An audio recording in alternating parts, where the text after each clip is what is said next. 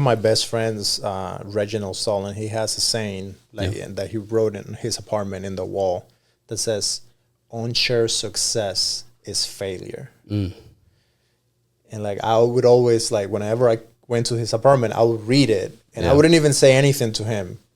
And I was like, wow, that spoke to me. Yeah. And like, he's one of my best friends. He has been there when I've been through the worst. And it truly is the only thing that really matters. Dude, like, you can go make a lot of money tomorrow, but then if the people that you have around you are shitty,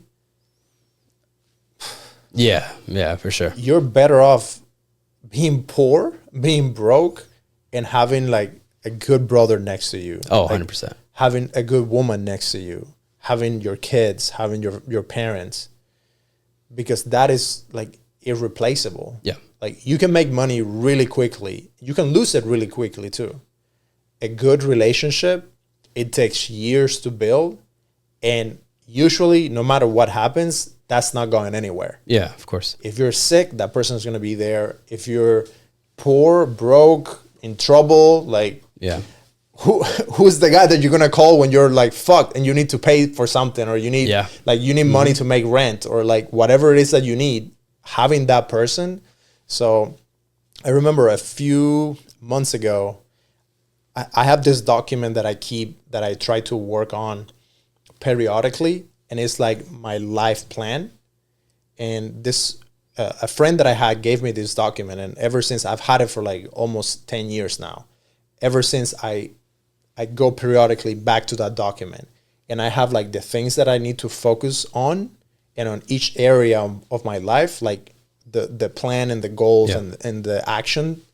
And I remember last year I had a moment where, I was, every now and then I go in and like I try to reshift that document, and I try to like shake things up, because it helps me think and get back to what really matters.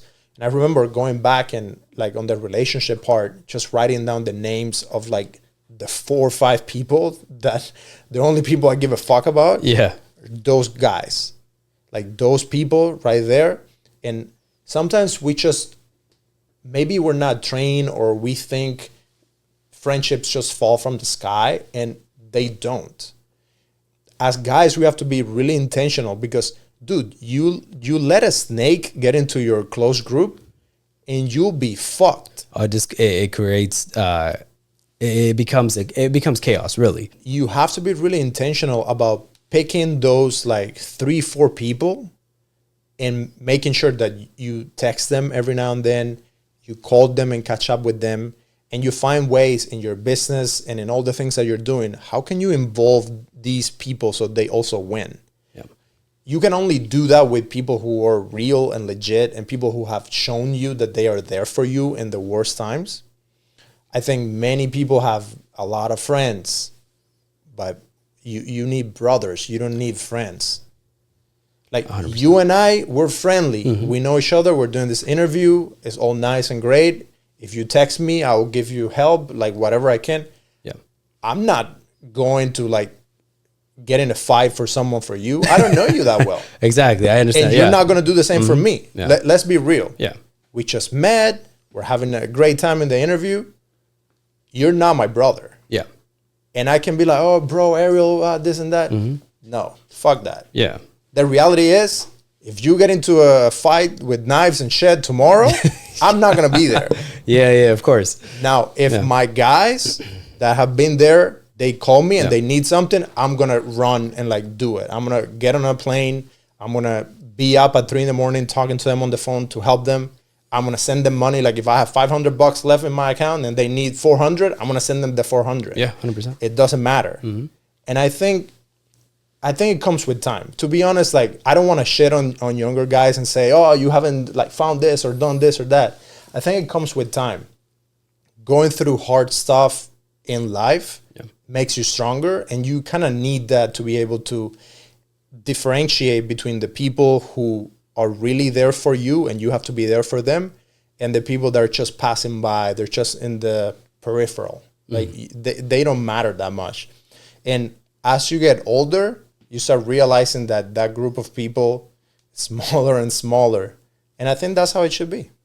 I agree with everything you said, man. It's very hard for you to just allow anyone into your circle, right? Your circle is that important. Your vetting process has to be on point.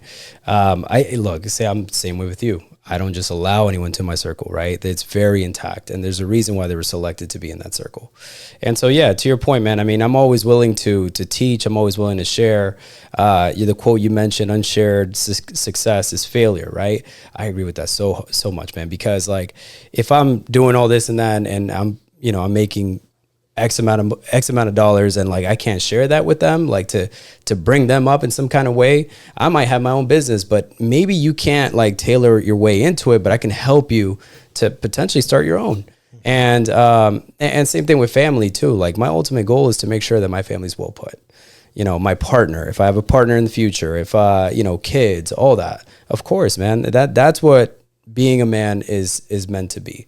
It's for you to put yourself in a place of discomfort and try to figure out how to make it right. And I think that's what drives me every single day, man, is putting myself in uncomfortable situations to make it happen. But to your point again, bringing just anybody into your circle it's not a thing, man. I understand. I agree. And I think it's difficult sometimes for women to understand what that means. Yeah.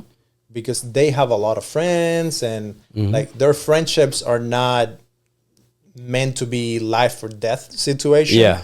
Ours are. 100%. And maybe right now we don't have that as often, like regular civilian life, you're not in danger of dying all the time. But we are made to be out there in the woods, hunting, fighting other people. Yeah. So like we have that in our DNA to connect with other men, and you need some sort of bond because you know that you're going out to fight other people and you have to trust the guy next to you. Yep.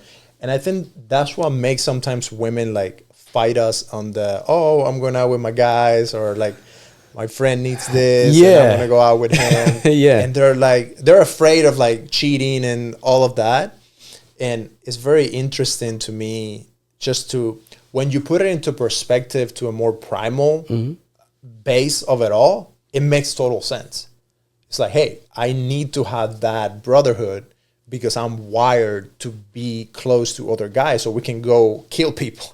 I agree. So, I agree, man. And when you have those kind of conversations with a woman, like, oh, you're just going to go out there and be with a bunch of random women. Like, nah, it ain't even that. I mean, sure, if it comes with it, I can't tell my friends they can't bring friends. Mm-hmm. If they want to be surrounded by them, that's cool. But me to that level. Like, obviously our relationship is built and our foundation is built on respect and loyalty. That's really what it is. So if you know me well and I've never given you a reason to question me or to lose that trust, then why are you giving me shit? Like, at the end of the day, guys are gonna cheat no matter what. Oh, for sure, if they're going out with friends or going out for work or not going out or whatever. And like I told my wife, like I'm not being loyal because of whatever like you. It's more about me. Exactly. Yes. I'm deciding I want to do this relationship. Yes. If I didn't want to do this relationship, I wouldn't have gotten into this.